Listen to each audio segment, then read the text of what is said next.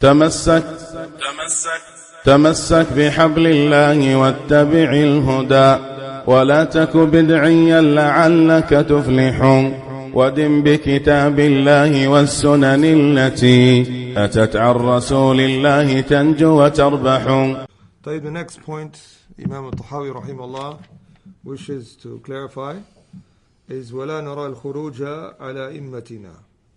We do not see the affair of rebelling against our rulers and those who have been given authority over us. وَإِنْ جَارُوا, even if they are oppressive. And this oppression could be regarding themselves. They do sins amongst themselves, or they oppress others. وَإِنْ جَارُوا. So whether it's oppression in regards to his religion or oppression to others, we still do not rebel as long as he is a Muslim in these Muslim countries. Why? Because it is not from nasiha, it's not from sincere advice and sincere concern for him that we rebel while he's been given authority over us. It comes in the hadith, ad-deenu nasiha. The religion is sincere advice. For who? Who is it? Sincerity? Lillahi wa li rasulihi wa li kitabihi wa li a'immati al-muslimin wa ammatihim. Li a'immati al-muslimin. For the leaders of the Muslims. So from this is the Prophet ﷺ, he said, as long as madamu aqamu fikum as-salat, as long as they establish the salat. And as well he says, illa an taraw kufran bawahan indaka min Allahi indakum min Allahi burhan wa fi burhan. That or else you have explicit evidence to show clear-cut disbelief from him. That you have a hujjah with Allah subhanahu wa ta'ala. It has to be clear-cut evidence. It's not like this is disbelief that what he did. You need to know that this disbelief actually applies to him and takes him out of the fold of Islam. I'll give you an example. In the time of Imam Ahmed, the ruler was Ma'mun, who aided the people that said the Quran was created against Imam Ahmed and supported that view. The Quran, saying the Quran is created is disbelief. To say something from the attributes of Allah subhanahu wa ta'ala is created, it is disbelief. So because of this, we know it is disbelief, but that ruler, he was deceived and he had an interpretation that was given to him that was wrong from scholars that he respected. So he didn't know better, so he took what they gave as verdicts. So because of this interpretation, this ta'wil, Imam Ahmed did not declare him to be a kafir. Nor did he rebel. Even a group of people, they said there was 10 of them. They came to Imam Ahmed and they said, give us a fatwa to rebel against this ruler and that ruler. And he says, I do not see any permission in that or any consent. There's no concession for that. And this is to show you that the Muslim rulers, sometimes a person may find some of the acts that they may commit. Perhaps we say the initial act, it is disbelief. But that particular ruler may have ta'wil, may have interpretations, or may assuming that he's excused for his act, or certain things which will be a prevention, it becomes a mani' from taking him out of the fold of Islam. So here then as well becomes a reason for it's not permissible to do khurooj. As well, generally, history attests that rebelling and causing revolutions in the lands is not beneficial. For verily, Shaykh Islam ibn Taymiyyah, he said, I examined all of the times that people did revolution and rebelled, and I noticed that the outcome was worse. And even I was in one time in a class with one of the mashayikh, he says, I challenge you to bring me one example of recent times where people did revolutions and rebelled and there was a greater benefit that took place, or the outcome was better. Wallahi, we've seen it in Yemen up until now. The people that were complaining about the prices on high rise and going up, it went triple that amount. The death toll is rising. While they could have took the advice of being patient. So the people that deceived them and made them fall into these acts that only brought that which was more harmful, we've seen it in other lands. So even in regards to if the person was a disbeliever and he was in these lands of the Muslim countries, there is certain conditions that he could be removed. The condition, who knows one of the conditions?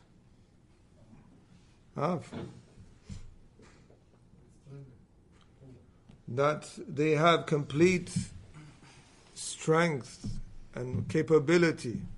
I'll give you an example. Like, for example, if the army of defense of the country takes them out by force. What happened in some countries? They force them to step up down.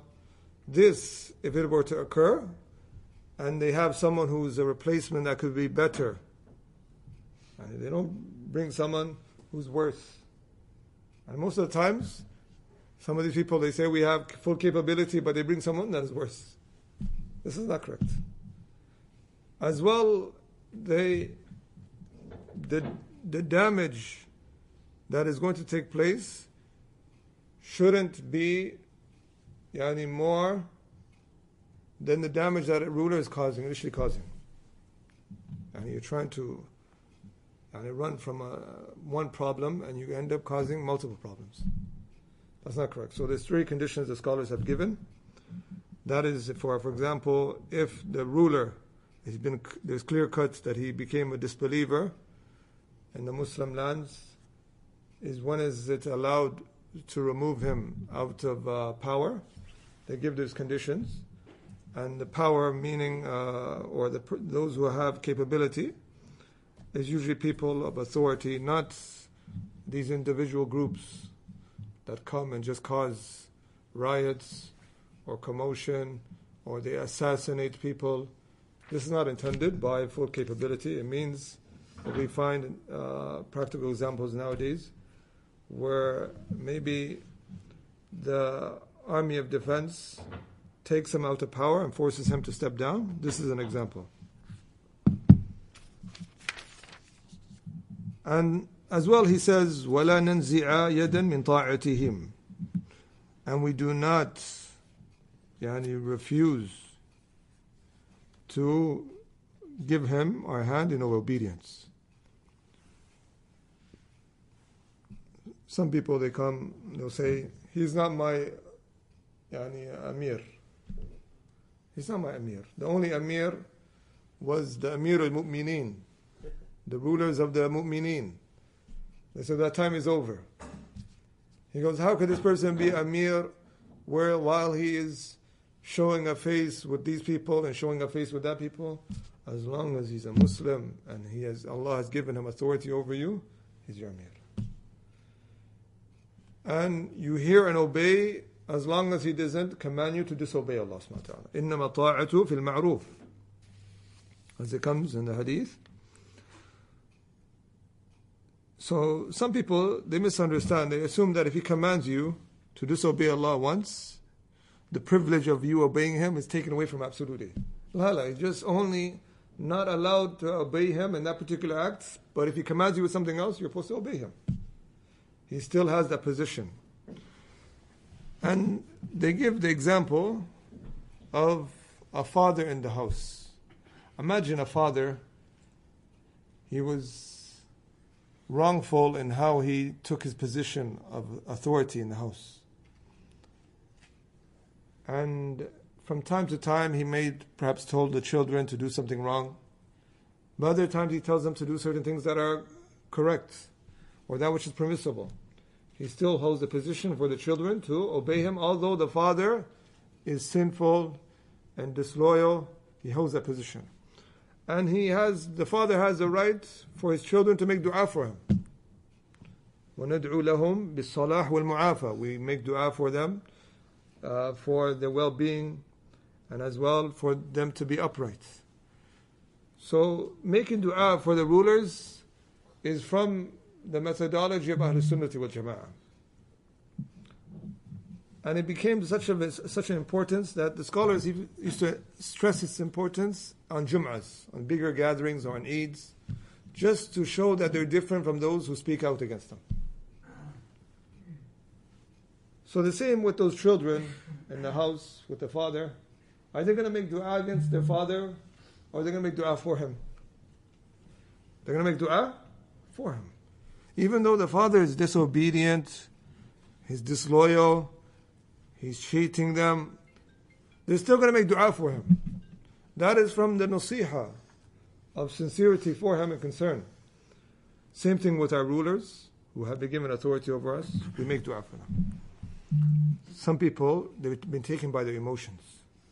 They say, subhanAllah, this man is killing and doing this and oppressing people, and I'm going to make dua for him? They're taken by their emotions. We say, no. Fudayl ibn Iyad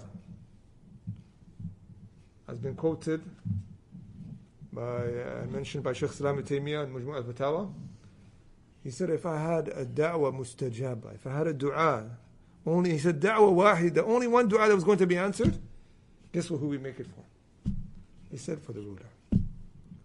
If he said, subhanAllah, imagine all of us, we had just one dua to be answered.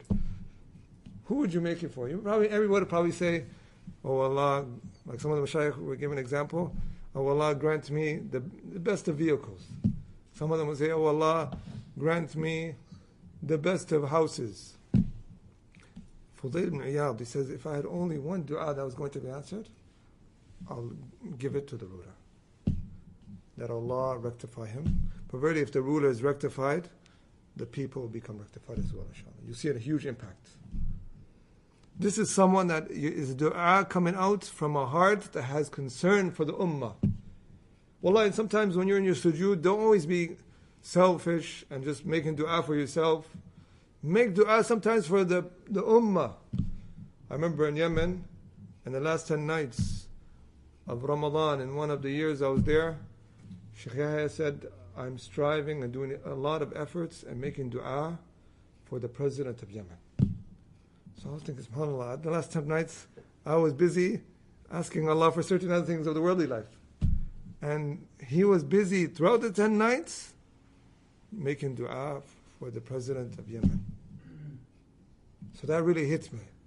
To have concern, himma, for the Muslimin. And having concern for the affairs of the Muslim. So if you find a man making dua against the rulers, know, as the Imam al-Barbahari said, sahib hawa, he's a man of desires. He's not a man of sunnah.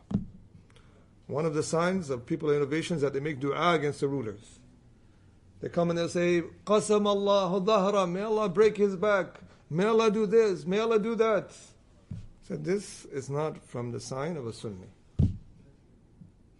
It comes in a hadith that some of the scholars authenticate. La tusubbu umara'akum. Do not curse your rulers. And some of them, they try to use some weak narrations they found, or they're weak based upon their understandings of a hadith. The Prophet ﷺ said, Shiraru a'immatikum man tal'anunahum wa hum yal'anunakum. The worst of your rulers is those who you curse and they curse you back. So some of them, they took from this that is allowed to curse the rulers.